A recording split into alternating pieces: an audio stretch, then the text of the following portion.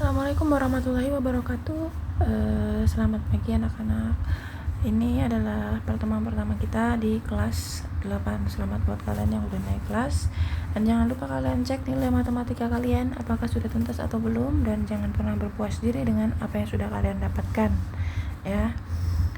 Oke, kita akan memasuki bab pertama, bab 1. Jadi bab 1 ini kita bahas tentang pola bilangan, ya. Pola bilangan. Pola bilangan itu apa? Kalian sudah tahu? Mungkin ada yang tahu, ada yang nggak tahu ya, tapi saya akan menjelaskan. Jadi pola bilangan itu sebenarnya banyak sekali di kehidupan sekitar kita.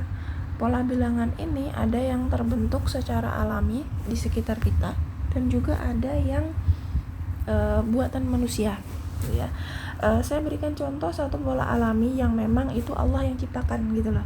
Allah yang ciptakan, tapi dia tersusun rapi, berpola, tersusun rapi, dan itu masya Allah banget gitu. Berikut ini. Nah, kalian tahu ini apa? Ini adalah sarang lebah. Kalau kita perhatikan benar-benar nih, sarang lebah ini kayak ada polanya. Dari tiap lubang ini bentuknya nih segi 1, 2, 3, 4, 5, 6. Segi 6, semuanya segi 6. Ya. Masya Allah banget kan? Itu pola, membentuk pola karena dia setiap barisannya sama gitu. Nah, sama-sama segi. Nah, coba kita perhatikan ini. Ini sarang lebah yang lebih dekat gitu ya. Nah, ini kita perhatikan ya nih. Nah, 1, 2, 3, 4, 5, 6, semuanya membentuk segi 6. Nah, ini namanya pola. Dia berpola. Artinya dia bisa kita tentukan. Sarang lebah berarti semuanya sisinya adalah segi 6, seperti itu. Nah, kalau contoh yang tidak alami, artinya buatan manusia sendiri, itu ada berlian. Coba kita cari berlian. Bukan berlian, maksudnya adalah kalung permata ya. Nah, ini kalung permata.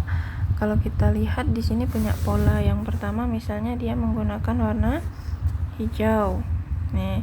Terus dia menggunakan warna kuning, terus warna pink, lalu ungu, hijau lagi, kuning lagi, pink lagi, ungu lagi. Ya, di sini kan berpola. Jadi kalian bisa menentukan kalau misalnya ini kalungnya diperbesar, terus mau ditambah lagi permatanya, pasti di sini akan menjadi warna hijau lagi, kuning lagi, pink lagi, ungu lagi, dan seterusnya. Nah, ini artinya berpola. Jadi kita bisa menentukan bagaimana sih selanjutnya gitu, karena dia membentuk pola, tidak acak gitu ya.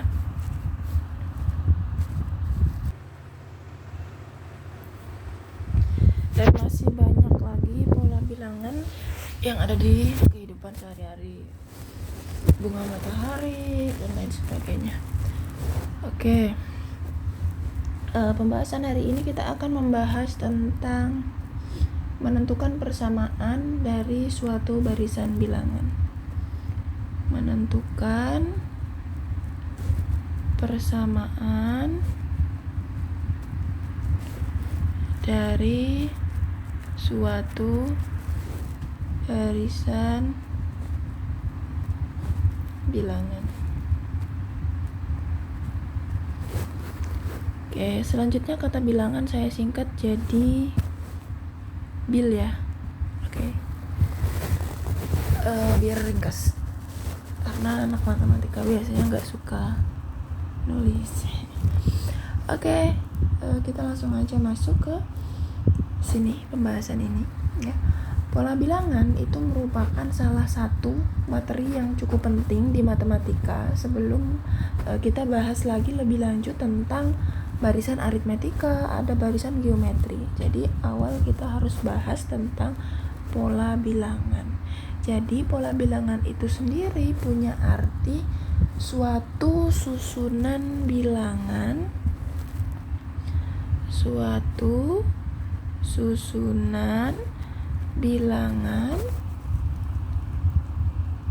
yang memiliki bentuk teratur. Yang memiliki bentuk teratur.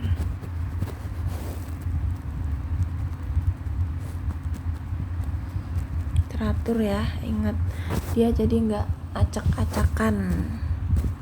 Oke, saya akan memberikan contoh ya.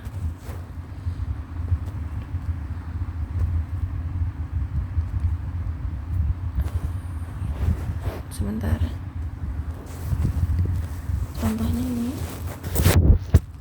ada bilangan 2, 4, 6, 8, 10, 12. Ini tangan saya mencet bawahnya. Oke. Dari angka-angka ini atau bilangan-bilangan ini, kita tahu bahwa bilangan pertamanya ini adalah angka 2 ya. Suku kedua, jadi ini kita sebut sebagai suku pertama.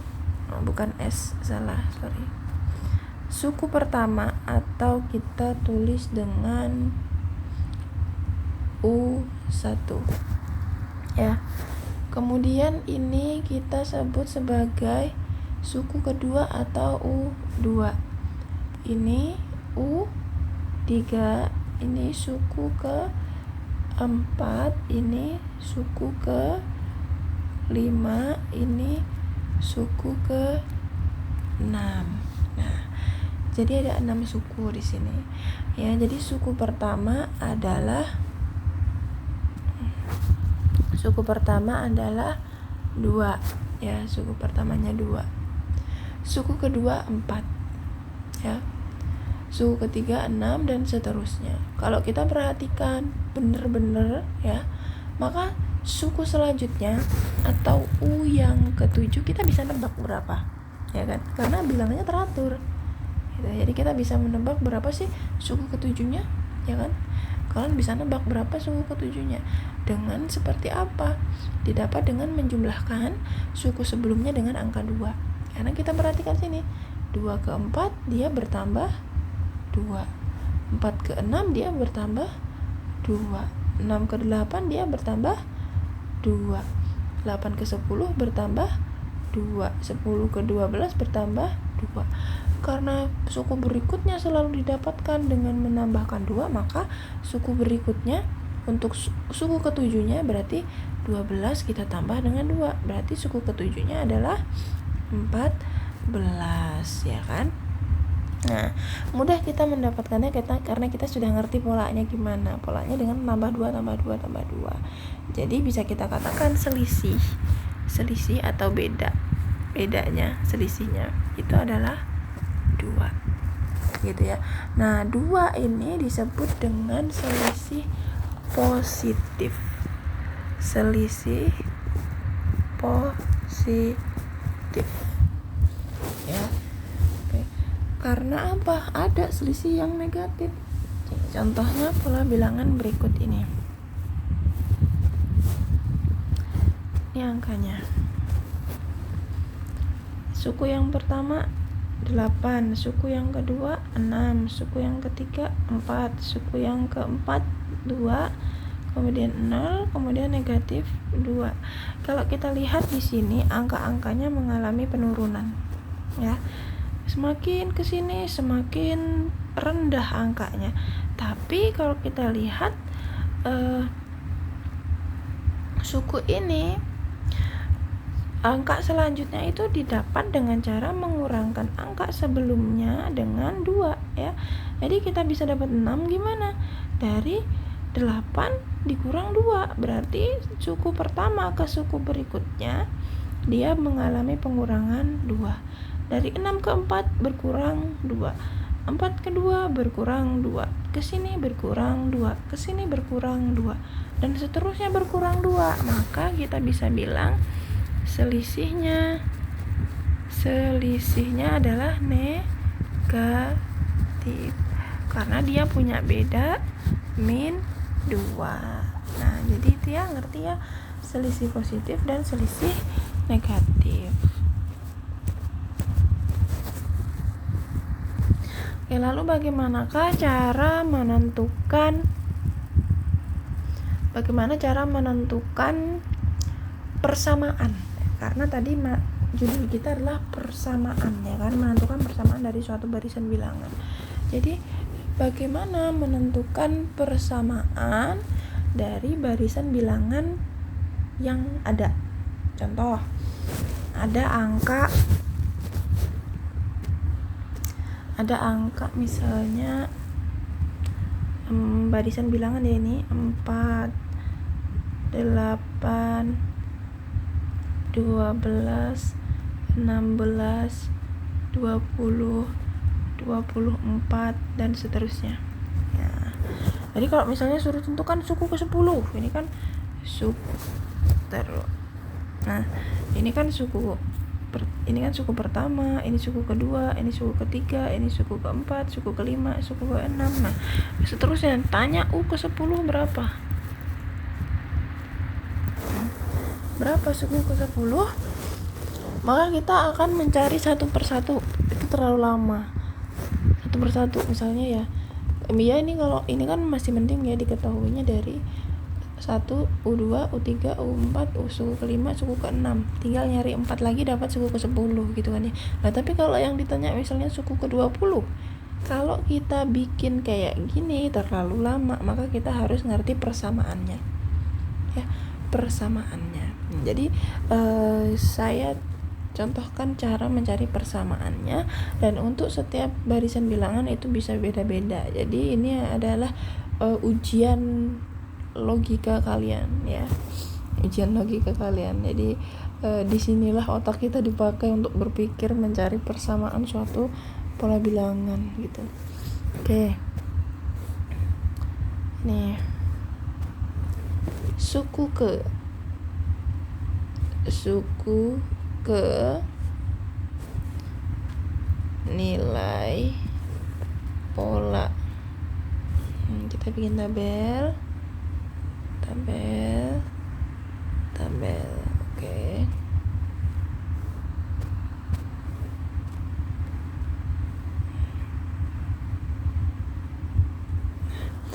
Oke. Pertama di sini ada suku ke-1, suku kedua kita tulis berarti U1, U2, U3, U4 sampai 6 ya. U5, U6 dan seterusnya. Yang ditanya suku ke N. Yang ditanya suku ke-10. Cuman kalau misalnya dia nggak nanya suku 10 doang, suku ke-20, suku ke-30, suku ke-40 gitu kan ya, maka kita tulis N. N ini artinya sebuah variabel bebas yang bisa diganti dengan angka berapa aja. Jadi nanti tinggal masukin ke pola yang udah kita ketahui nanti persamaannya berapa gitu. Oke. Ya, kalau untuk lebih paham lagi kita bahas ini aja dulu ya contohnya. Suku ke pertama angkanya berapa? Ini angkanya 4. Suku ke pertama 4. Suku kedua bilangannya 8. Suku ketiga bilangannya 12.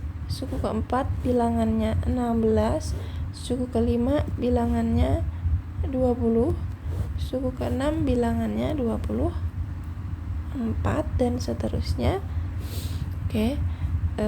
Kemudian pola kita harus tahu nih, ini yang paling penting. Kita harus ngerti polanya. Gimana sih kok bisa dari 4 menjadi 8, dari 8 jadi 12, dari 12 jadi 16, dari 16 jadi 20. Kalau kalian lihat pasti ini kayaknya nambah 4 ya kan. Ya. Jadi kalau kalian mau tulis itu biasanya dia ada angka tetap di pola bilangan ya. Ada angka tetap sama angka yang dia merujuk ke suku ke-nya. Oke, kalau kita lihat di sini semuanya ini bilangan kelipatan 4 ya kan. 4. Nah, 4 ini bisa dapat 4. 4 ini bisa dapat 4, dia kali 1 ya kan. Dapat 8, 4 kali 2. Ternyata di sini adalah perkalian 4. 4 kali 3, 4 kali 4, 4 kali 5, 4 kali 6. Nah, di sini kita bisa lihat dia punya pola yang sama. Ada angka 4 sebagai bilangan tetapnya. Kemudian ada angka-angka pengali yang dia sama ternyata dengan suku ke n-nya. Ini artinya kalau dia angka ke 10, ininya jadi angka 10 kan. Suku ke 1 di sini 1.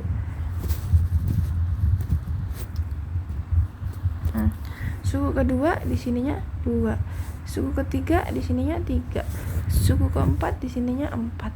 Nah, artinya di sini sama semua nih, 4, 4, 4, 4, 4. Nah, artinya kalau kita mau mencari suku ke 10 berarti tinggal 4 dikali 10, ya kan? Ini suku ke 10 udah dapat. Mau cari ke 20, 4 dikali 20 untuk pola barisan bilangan yang ini. Tapi ini nggak berlaku untuk semua barisan bilangan. Jadi nanti setiap barisan bilangan kalian harus cari sendiri polanya gimana, beda-beda kan. Nah, berarti kalau sukunya ke n ini angka yang bisa diganti angka berapa aja, berarti rumusnya 4 dikali, lihat, kalau suku ke 6, 4-nya kali 6. Berarti suku ke n, 4-nya kali n gitu. Jadi tinggal ini rumus nih, dah persamaan ini nih. Nah ya, ini adalah yang paling pentingnya nih ya.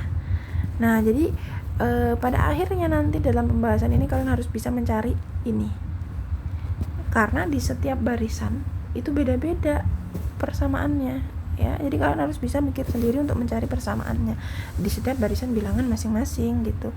Jadi kalau udah punya ini nih, kalian mau ditanya suku berapa aja untuk barisan bilangan yang ini, kalian bisa jawabnya suku ke 100. Oke, gampang, tinggal 4 kali 100, nggak perlu lagi kalian tambah 4 sampai 100 ya kan repot. Nah jadi penting kalian bisa mencari persamaannya. Oke. Kita contoh yang lainnya. Kalau tadi contoh itu ada selisih positif, selisih negatif, tapi selain selisih yang positif atau negatif juga ada yang bentuk lainnya. Contoh ini misalnya ada barisan bilangan setengah, 1, 2, 4, 8, 16. Nah ini tidak ada, bukan penjumlahan ya. Dari sini nggak ditambah berapa, tambah setengah, tambah 1, bertambah 2, ini beda-beda kan selisihnya, berarti dia nggak pakai selisih gitu loh. Sepertinya pakai apa? Ini dia pakai perkalian. Kalau kita perhatikan benar-benar dikali berapa. Oke, kita perhatikan dari setengah ke angka 1 itu dikali berapa? Dapat dikali 2. Dari 1 ke 2 dikali 2. Dari 2 ke 4 dikali 2. 4 ke 8 kali 2 dan seterusnya kali 2. Dan kalaupun Anda bilang seterusnya pasti dia dikali 2, dikali 2, dikali 2. Begitu polanya. Nah, berarti ini bukan disebut selisih negatif atau selisih positif seperti yang kita bahas sebelumnya, tapi ini disebut dengan rasio, bukan selisih ya. Nah, kalau tadi yang contoh yang awal-awal kita bahas kayak 2, 4, 6, 8, 10, 12. Nah, ini kan bertambah ya. Tambah 2, tambah 2, tambah 2, tambah 2, tambah 2 gitu. 10 ke 12 kan ditambah 2. Nah, ini disebut dengan selisih. Jadi kalau dia penjumlahan atau pengurangan disebut dengan selisih, tapi kalau kali-kalian atau pembagian dia disebut dengan rasio. Gitu ya bedanya. Oke, kita akan bahas terkait rasio dulu ya, karena yang selisih tadi udah kita bahas ya. Jadi kalau di barisan bilangan setengah, 1, 2, 4, 8, 16, setengah, 1, 2, 4, 8, 16. Suku pertamanya ini setengah, suku keduanya 1, suku ketiganya 2, suku keempatnya 4, dan seterusnya. Kalau kita perhatikan dengan seksama, maka suku selanjutnya didapat dengan mengalihkan suku sebelumnya dikali dengan angka 2, ya kan. Nah, ini disebut dengan rasio tadi dan seterusnya ya. Tapi coba perhatikan kalau angkanya kayak gini, 32, min 16, 8, min 4, 2, min 1. Nah, ini kita lihat menurun ya, menurun. Tapi kalau kita perhatikan di sini dari pola bilangan pertama ke pola bilangan berikutnya ternyata dikali dengan min setengah. 32 dikali min hasilnya min. 32 kali 1, 32 bagi 2. Dapat 16 kan. Artinya dia perkaliannya dengan rasio negatif. Ya. Min 16 dikali setengah, dikali min setengah jadinya 8. Min kali min jadinya plus. 16 bagi 2 dapat 8. Kesini dikali lagi dengan min setengah. Sama. Seterusnya semuanya dikali dengan min setengah. Nah, ini disebut dengan rasio pecahan negatif karena dia berbentuk pecahan dan negatif. Kalau ini rasio bulat positif. Nanti kalau selisihnya nih misalnya ada angka 32, 16, 8 nggak pakai negatif ya. Ini artinya dikali dengan setengah. Berarti ini rasionya pecahan positif. Kalau misalnya jadi gini, dari 1 ke min 2, 4, min 8, 16 dan seterusnya.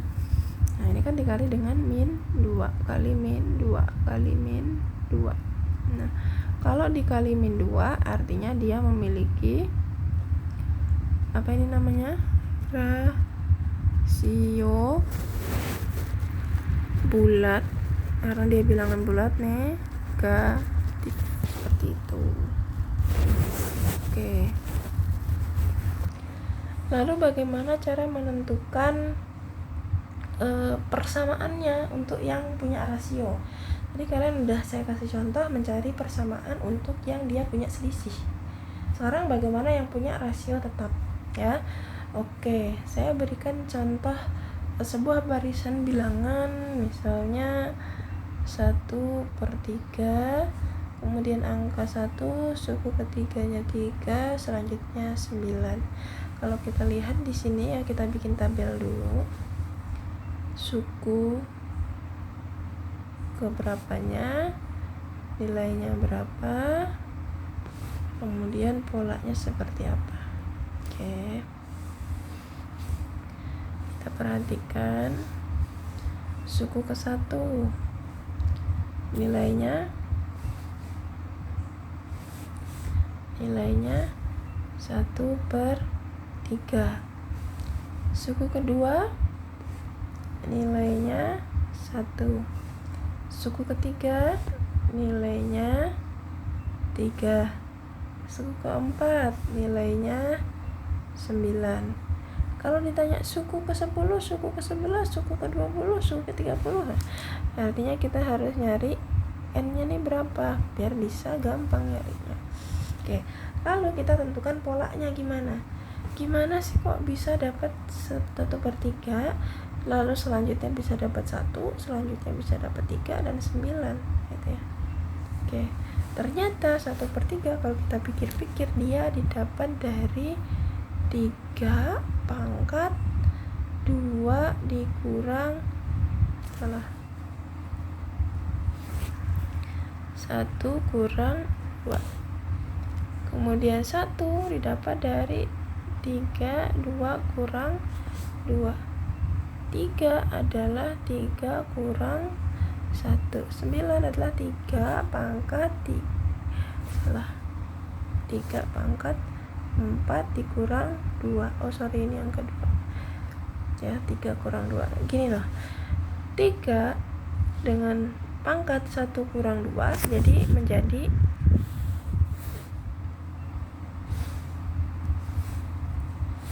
3 pangkat negatif 1.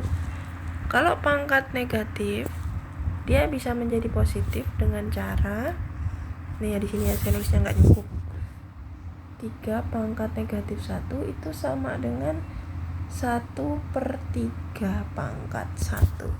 pangkat 1 di dalam penulisan tidak perlu ditulis, jadi tinggal 1 pangkat per 3. Nah, ya kan, 1/3 kan gitu. Kemudian ini ya, perhatikan ya, ini kan tadi 1 kurang 2 kan negatif 1. Jadi dia kalau dijadikan positif bisa, tapi dia jadi 1 per, jadi dia di bawah per gitu. Oke, 2 kurang 2 berarti 3 pangkat 0 ya kan. Ini 3 pangkat 0. 3 pangkat 0 itu 1. Semua bilangan pangkat 0 itu 1. Jadi A pangkat 0 pun 1 ya. Ini udah ketentuan umum, udah memang kayak gitu lah. Jadi bener kan 1 kan. Kemudian 3 pangkat 3 kurang 2. 3 kurang 2 1. Nah, 3 pangkat 1 ya 93 gitu. Kemudian ini 4 dikurang 2 kan. 3 pangkat 2 artinya 3 kali 3. 3 kali 3 9. Nah, artinya bisa kita tentukan suku ke n-nya berapa gitu. Nanti 3 semuanya 3, tulis 3. Di sini 1 2 3 4. Suku ke 1 2 3 4. Suku ke 1 di sininya 1. Suku ke 2 sininya 2. Suku ke 3 sininya 3. Nanti suku ke n sininya n. Kurang karena kita ada kurang ya.